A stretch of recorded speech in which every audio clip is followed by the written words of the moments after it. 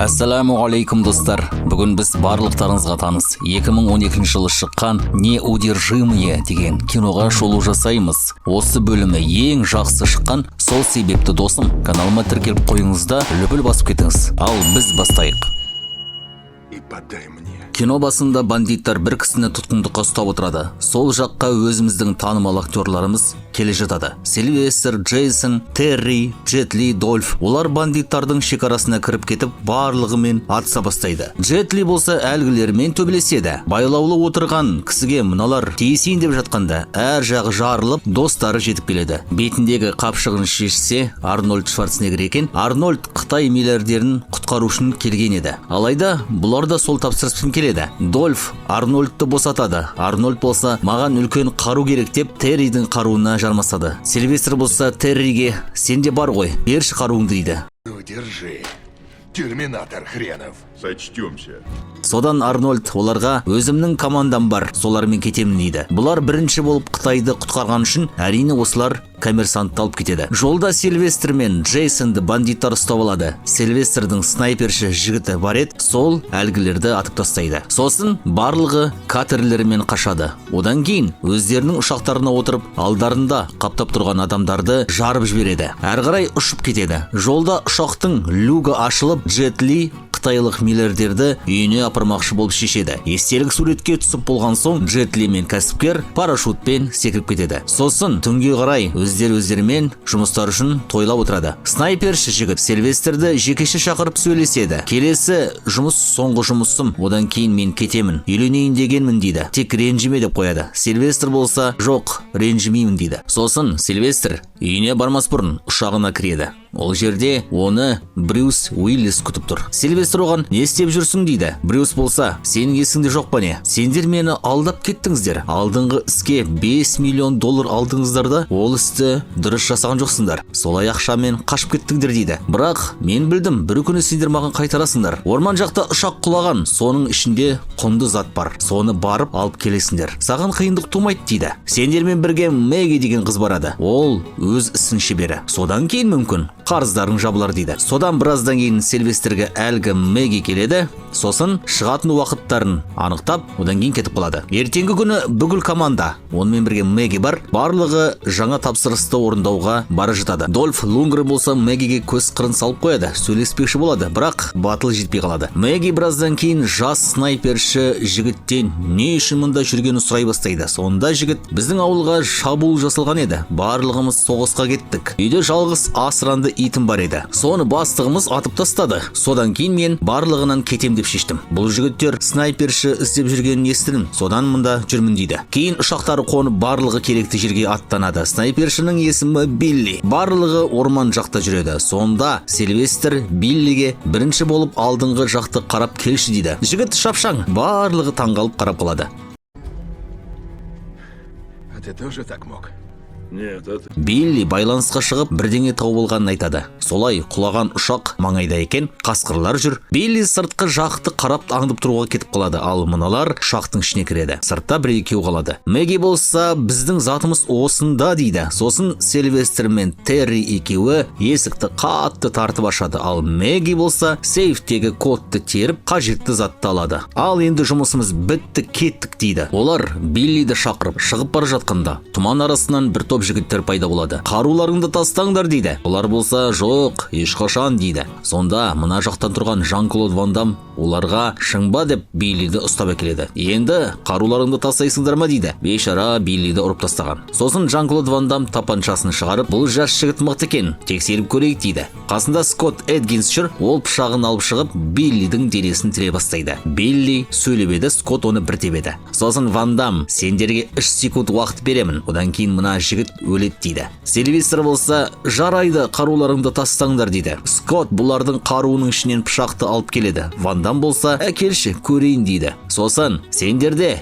менің затым бар екен, соны беріңдер дейді. Егер бермесеңдер, мен мына жігіттің жүрегін кесіп аламын дейді. Билли оған: не қарап отырсың? кес канеки дейді. Сонда Мэгги тоқтаңыз, мен беремін дейді. Джейсон болса мен апарамын деп әлгі затты Скотт Эдгинстің қасына лақтыра салады. Сонда Скотт оған: «Ей, мынаны көтерде маған әпер» дейді. Сосын қасына келіп: «Тез әпер, әйтпесе сен де мына жас жігіт сияқты боласың» дейді. Сильвестр болса: «Әпере салшы» дейді. Джейсон иіліп әлгі затты әпереді. Сильвестр болса: «Енді не болды» дейді. Сонда Ван Дам оларға: «Жерге жатыңдар да қозғалмаңдар, менің сабырымды сынамаңдар» дейді. Әр жағынан тікұшақ қонып жатады. Ван Дам болса Биллиге қарап: «Менің қорқасың ба» дейді. Билли болса: «Жоқ, қорықпаймын» дейді. Ван Дам оны өлтіріп тастайды. Сосын жымиып тікұшаққа мініп кетіп қалады. Сильвестр асығыспен барса Билли өлейін деп жатыр, кешіріңіз деп қояды. Сосын қалтамда хат бар деп қалады да солай көз жұмады. Сильвестр Мэггиге барып: «Не бар әлгі затыңда» дейді. Мэгги болса: «Шахтаның жоспары бар» дейді. Сильвестр ашуланып: «Қандай шахты» дейді. Сонда Мэгги: «Орыстар ол шахтаға 5000 тонна плутоний салып қойған еді. Одан кейін шахтаны тастап кетті. Бұл жоспарда плутонийдің қайда сақталғаны көрсетілген» дейді. Жігітті жерлеп, сосын Биллидің сүйіктісіне арнап жазған хатын оқиды. Одан кейін Сильвестр ашуланып: «Мыналарды тауып аламыз да өлтіреміз» дейді. Брюс Уиллис қоңырау шалып: «Мен сендерге ескерттім ғой» дейді. Сильвестр ашуланып: «Осы үшін жақсы адам көз жұмды» дейді. «Сен өзіңнің лас жұмыстарыңды бізге тапсырасың, ал өзіңде батылдығың жоқ» деп тұтқан қоя салады. Ван Дам болса шахтаға келеді. Қасында Скотт Эдгинс жүр. Жұмысшылар барлығы маңайдағы ауылдан зорлықпен әкелінген еді. Бір жұмысшы әлсіреп құлайын деп жатқанда Скотт оны атып тастайды да: «Тағы да біреу шаршады ма» дейді. Сосын Ван Дам Скоттқа тапсырыс береді. Картаны көрсетіп: «3 күннің ішінде плутонийді шығарыңдар. Бізді клиент күтеді. Сатып алушылар бар» дейді. Скотт болса жақсы деп қалады. Сильвестр, Мэгги, Джейсон үшеуі бір ауылға келіп бағанағы бандиттік топ жайлы сұрамақ болады. Сильвестр мен Джейсон кафеге кіреді. Ол жерде алып біреу оларға тиіспек болғанда мыналар олардың барлығын жерге құлатады. Сосын Мэгги келіп өзінің әдісі арқылы сұрақ алады. Сильвестр кейін Джейсонды қаруларға жібереді. Ал өздері әр қарай кетеді. Сосын тағы да бір мекенге келіп осында қонайын деп шешеді. Қонып біткесін таң атады. Таң атқасын Терри кофе ішіп сыртқа шыққанда бандиттардың қаптап кеткенін көреді. Сосын барлығына: «Жатыңдар» дейді. Солай екі жақта атыс болып кетеді. Олардың барлығында оқ таусылып, енді не істейміз деп тұрғанда бүкіл адамдары қырылып, барлығы жарылып Чак Норрис келе жатады. Сосын бұлармен таныс болған соң Сильвестрмен жекеше сөйлеседі. Одан кейін бүкіл жерді басқаратын жігіт бар, ол бәріне бастық деп Ван Дамды айтады. Маңайда бір ауыл бар, олар осы бандиттардан кек алғысы келеді, соларға барып көр дейді. Солай Сильвестр, Терри, Дольф барлығы сол ауылға аттанады. Ол ауылда таза әйел адамдары мен балалар ғана қалған екен. Әйелдердің лидері болып жүргені барлығын түсіндіреді. «Күйеулерімізді жұмыс бар деп алдап алып кетті. Содан кейін тағы да жас жігіттерді алып кетті.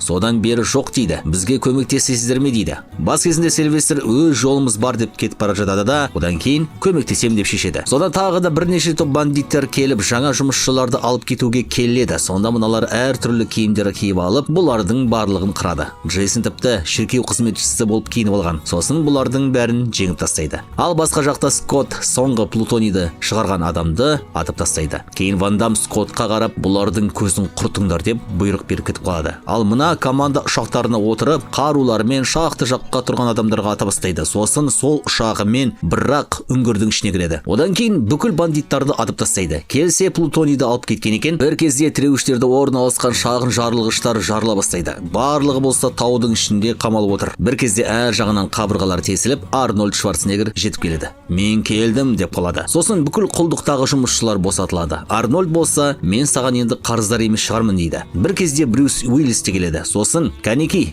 кеттік, бәрін қарайық» дейді. Ван Дам болса плутоний толы жүк көліктерімен кездесуге келе жаттады. Сол кезде алдынан мына жігіттер шығады. Бұлар басқа жаққа бұрылып кетеді де әуежайдың ішіне кіріп кетеді. Ван Дам адамдарына бұйрық беріп, өзі осында қалады. Содан Ван Дамның қасында бірнеше адамдар қаптап кетеді. Бір кезде алдарынан Сильвестрлер пайда болады. Солай екі жақта атыс болып кетеді. Арнольд болса: «Мен қазір оқ алып келемін, бірақ мен келемін» деп еді. Оған Брюс: «Сен жеткілікті келдің, енді мен келемін» дейді. Сосын кіші көлікпен келеді. Арнольд болса: «Мына көліктен менің аяқ киімім үлкен» дейді. Скотт ұшаққа бара жатқан еді, артынан Джейсон жетіп келеді. Сосын екеуінің арасында төбелес болып кетеді. Осы екеуі үшін төбелессе кім жеңеді деп ойлайсыздар? Комментке жазыңыздар. Джейсон Скоттты ақыры жеңіп тастайды. Ал Сильвестр Ван Дамды қуып тауып алады. Сосын Ван Дам екеуінің арасында арасында керемет төбелес болады. Ван Дам әдеттегідей өзінің коронный тебісімен Сильвестрді жерге құлатады. Екеуі быт-шыт болып төбелеседі, соңында Сильвестр қолына шынжыр алып Ван Дамды ұра бастайды. Ван Дам болса әлгі жас жігіттің есімі кім еді? Бірақ маған түкіргенім бар дейді. Соңында шынжырмен Ван Дамды бері тартып алып пышақ тығып өлтіреді. Жас жігіттің есімі Билли еді дейді. Солай оны